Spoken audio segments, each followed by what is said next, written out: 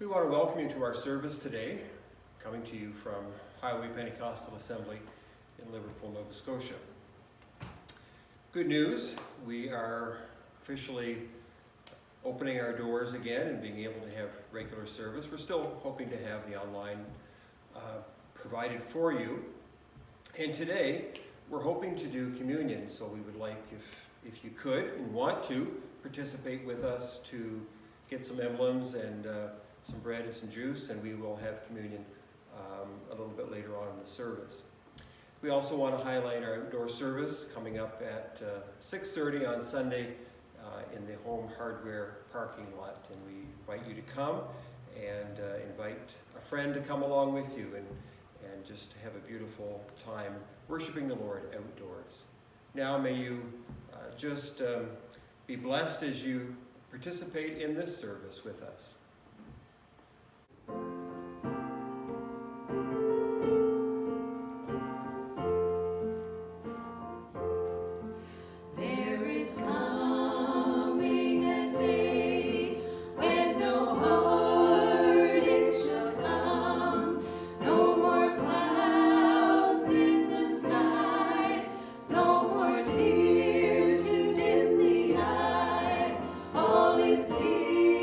Forever.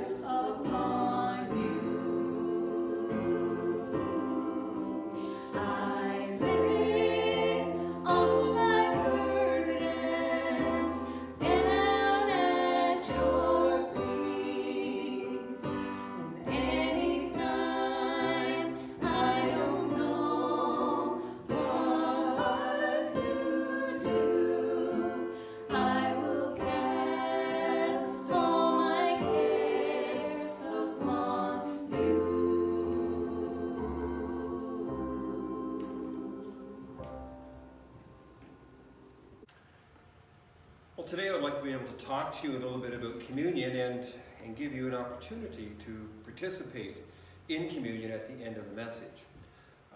There's a couple of points that I would like to highlight in this message, and it's one is that we look back, and that we look inside, and that we look forward, and then we also look upward.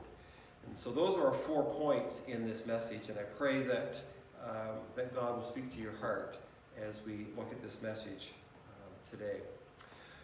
1 Corinthians chapter 11, and there we have the most used scripture for communion, and it's in 1 Corinthians chapter 11, verses 23 to 28. Paul here speaking, he says, "For I received from the Lord what I pass on to you. The Lord Jesus, on the night that he was betrayed, he took bread, and when he'd given thanks, he broke it and said, 'This is my body, which is for you. Do this in remembrance of me.' In the same way, after supper, he took the cup, saying, 'This cup is the new covenant in my blood. Do this whenever you drink it in remembrance of me. For whenever you eat this bread and drink this cup, you proclaim the Lord's death until he comes.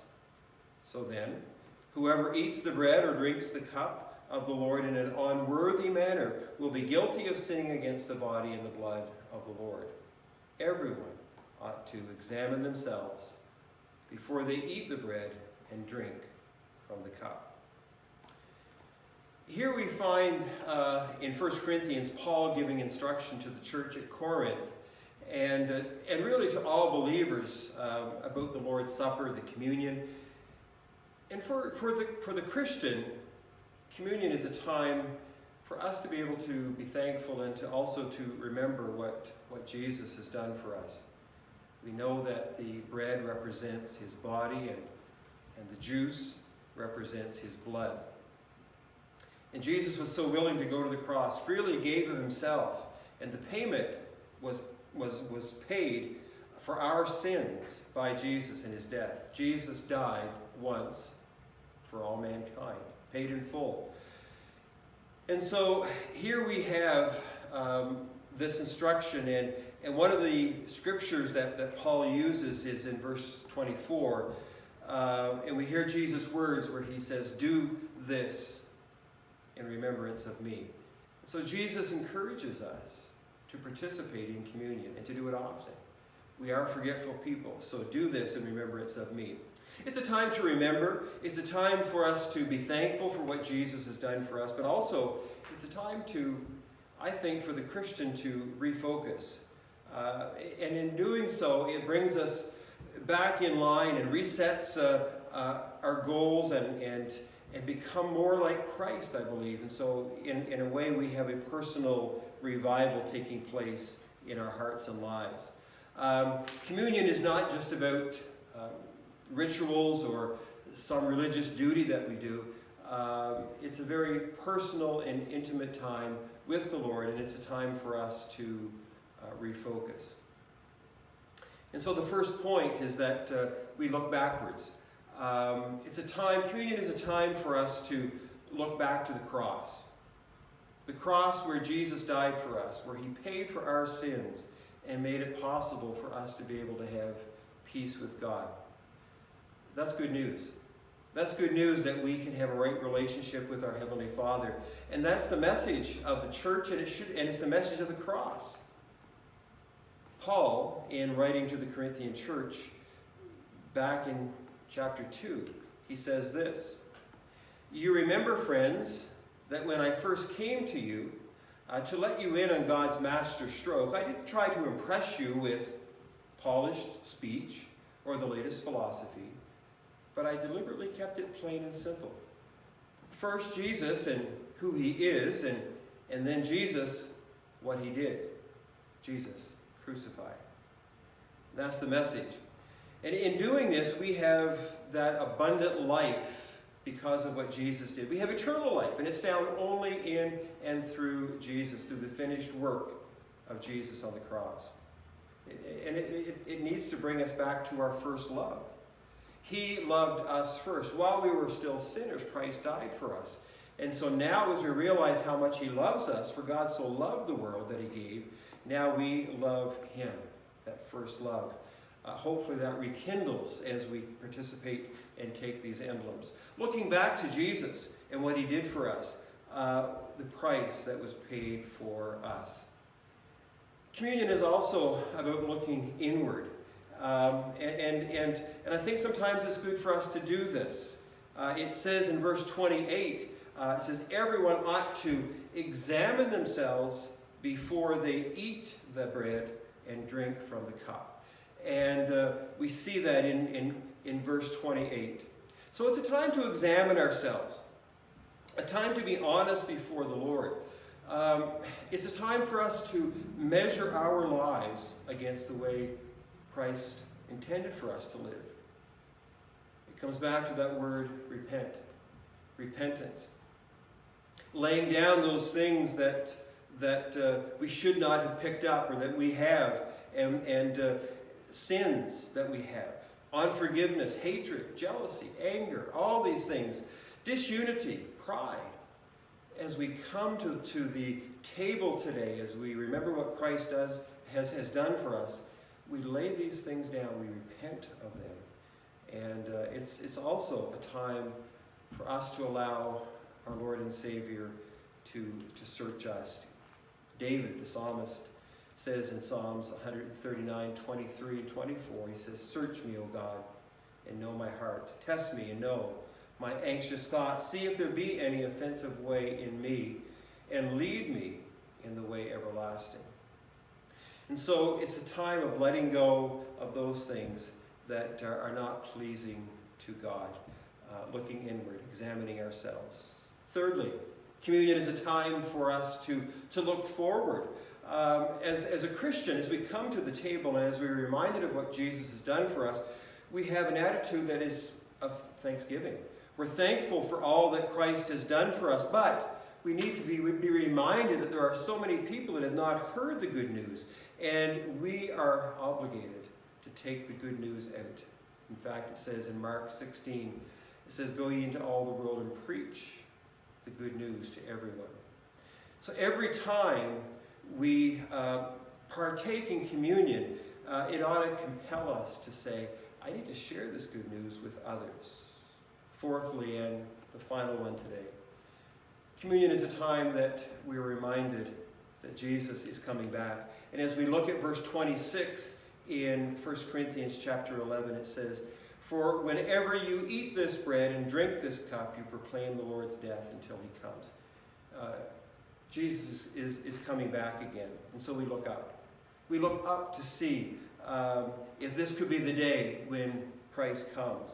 And he is coming back. The same Jesus that ascended into heaven will also come back again. He said that he went to prepare a place for us. And if he went to prepare a place, he's going to come back and gather us onto himself. And so, in conclusion, we're reminded of these emblems that we partake in, and that it represents Jesus' body and his blood and the work on the cross that he did for us. And may we as believers, as Christians, may it be a time of refocusing and we see the importance of the Lord's Supper. And so we look backwards to the cross, be reminded of our first love, and hopefully there's a resetting and hopefully there's such an appreciation. We look inward, we repent, we say, oh God, if there be anything in my life that is not pleasing to you, we repent of that. We also look outward and say, how can I present this good news to others? But we also look upward. And one day, our Savior is coming back. We want to be ready, we want to be working and serving him. May this communion time, may it be a blessing to you.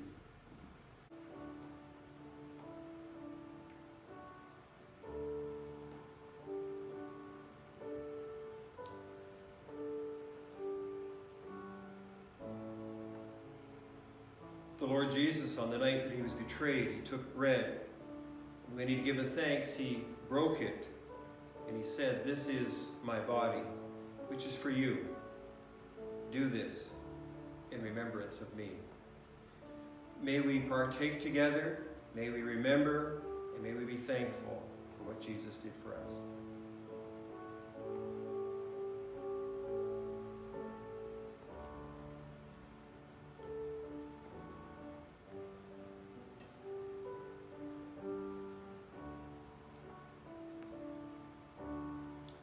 In the same way, after supper, he took the cup, saying, "This cup is the new covenant in my blood. Do this whenever you drink it, in remembrance of me." Let us partake together. Let us remember what Christ has done, and may we be thankful.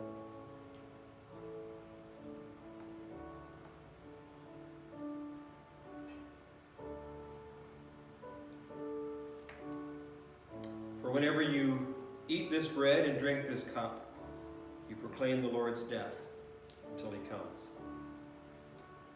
Let's pray. Heavenly Father, we are so thankful that you loved us so much, willing to send Jesus. Jesus willingly came and died for us. And we are so thankful. And I pray that as we have partook of these emblems, may we recommit ourselves to you. May we purpose in our hearts and lives to draw close to you and to live that Christian life that you intend for us. May we remember what you did for us on the cross, and may we ever be thankful. For we ask it in your name. Amen.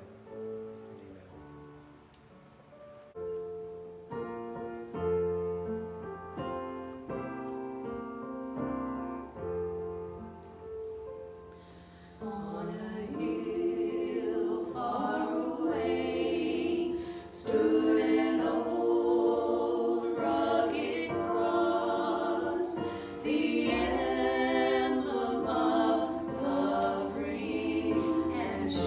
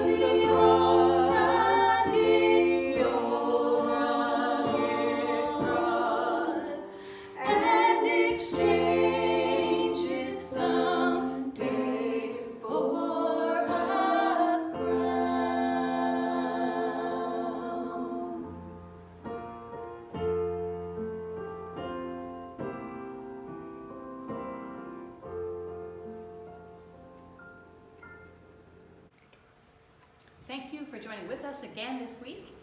Have a wonderful week and God bless you. Let's just close in a word of prayer. Heavenly Father, we thank you so much for this opportunity to have communion together, to remember what you accomplished for us.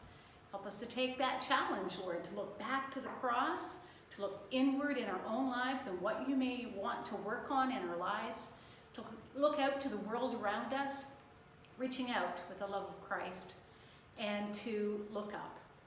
One day you're coming. Lord, I just pray that you be with each one this week. We thank you for your protection, for your help. We thank you that things are beginning to open up again. We thank you for the freedom to come to worship. May you just be with each one now. In Jesus' name we pray. Amen.